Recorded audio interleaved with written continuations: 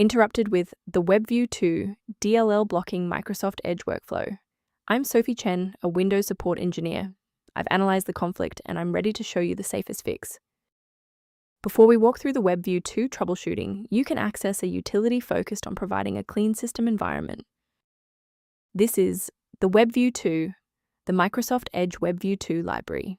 It manages the unmanaged orchestration of the Chromium rendering engine within desktop apps, facilitating the localized web content manifest. Understanding the file's role is a great start. Now let's look at replacing it. This error typically means a core application file is missing from the Microsoft Edge installation path. Reinstalling the latest official version of Microsoft Edge is the fastest way to restore WebView2 DLL and get the program running again.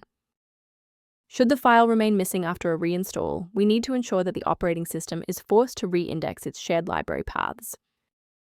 A quick system restart is a practical way to ensure that all shared libraries, including WebView2, are being loaded correctly into the current session's memory. To keep this tutorial handy, make sure to bookmark it or hit like button before you reboot. It saves you from having to look for the video again once you're back online. If that didn't clear the error, follow these instructions to modify your system paths. If you need to pause the video to type these out, please do so. If the restart didn't fix the performance alerts, we need to rebuild the diagnostic counter registry. First, open command prompt as admin. Second, you're going to type locktr/r, then hit enter. Why are we doing this? Well, while these files almost never break, their registration in the performance registry Hive does. This command wipes those entries and rebuilds them. Before concluding, I want to address a critical security consideration for maintaining your system's integrity.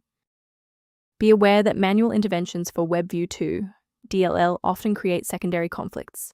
Using an incorrect file version can cause cascading application crashes, making your workstation significantly less stable than before.